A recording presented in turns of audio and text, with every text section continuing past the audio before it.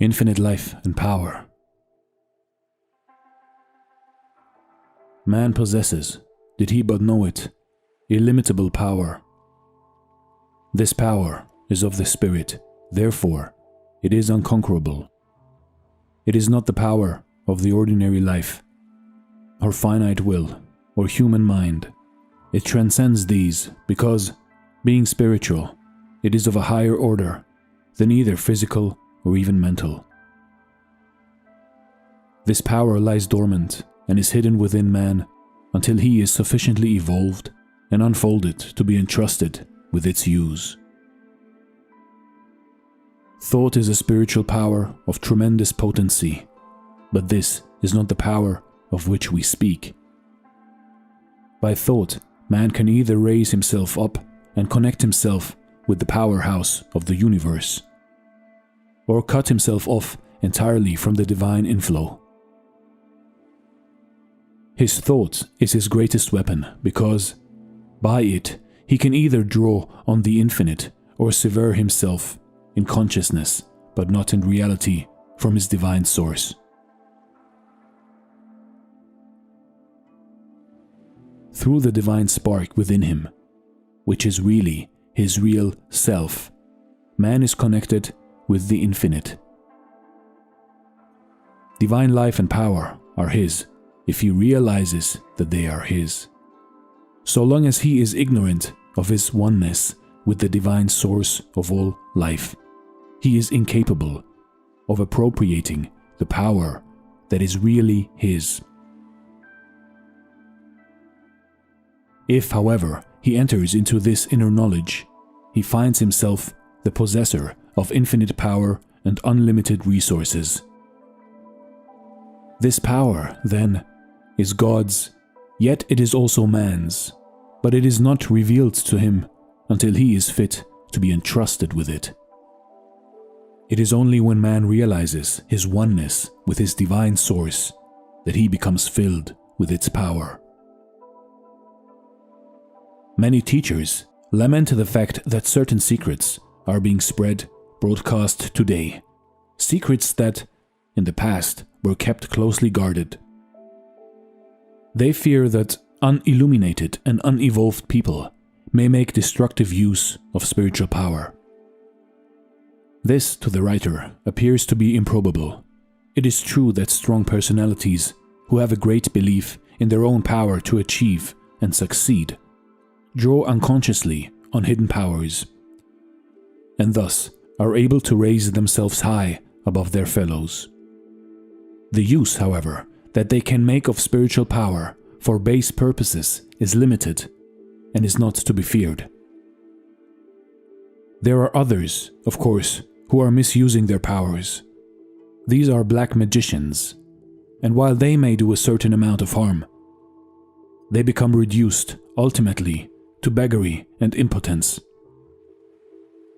There are also others who spend the whole of their spare time searching for knowledge of this very subject.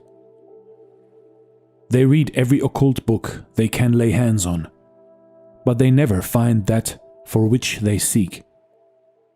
There are spiritual powers and influences that withhold the eyes of the seekers from seeing until they are ready for the revelation.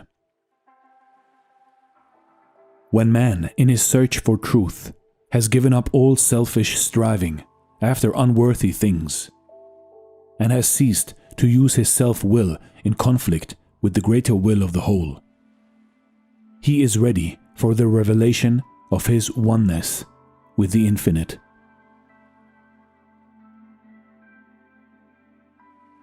Yielding implicitly to the will of the whole may seem, to the unillumined, an act of weakness. Yet it is the entrance to a life of almost boundless power. Man is not separate from his divine source, and never has been.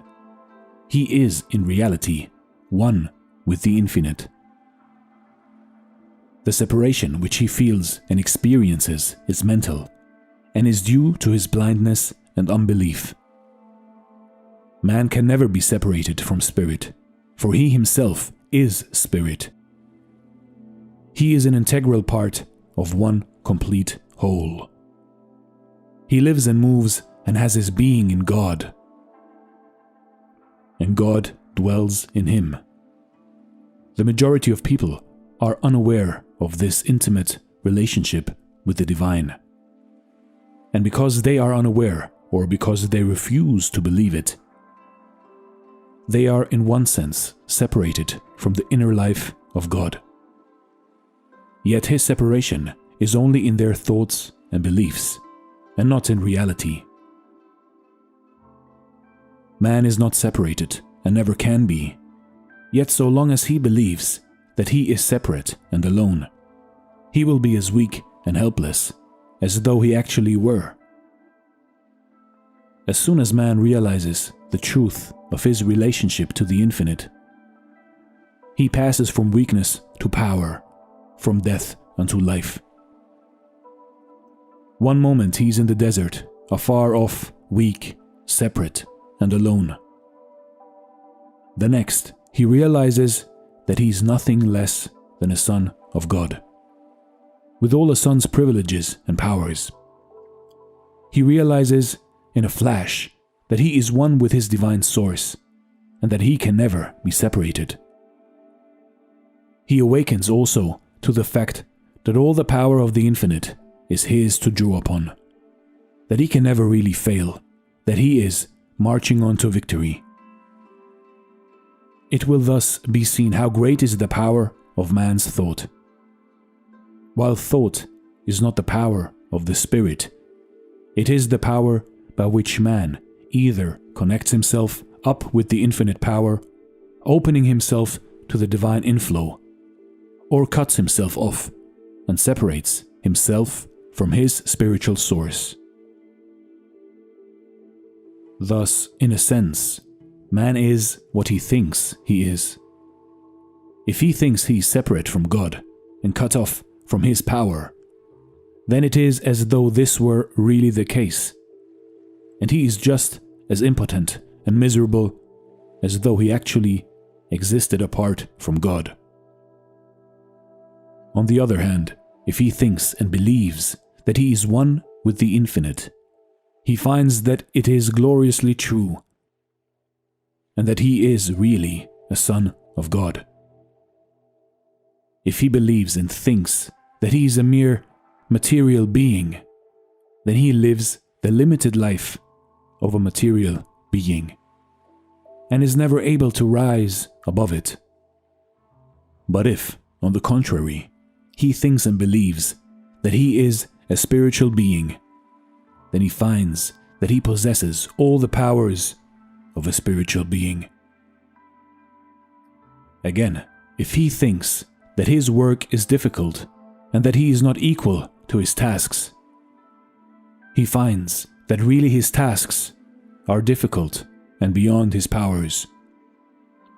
Yet, on the other hand, if he believes his work is easy, or, at any rate, within his powers, he finds that such is the case, and that he can do his work with ease. The power within is infinite, for, by faith in it, man is directly coupled up with the spiritual power of the universe. The divine spark within him connects him to the sacred flame, thus making him potentially a god in the making. A change, then, must take place within man before he can enter into his divine inheritance.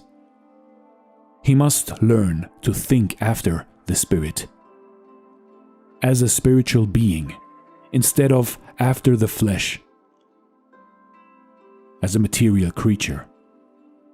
Like the prodigal son, he must come to himself and leave the husks and the swine in the far country, returning to his father's house, where there is bread of life enough and to spare.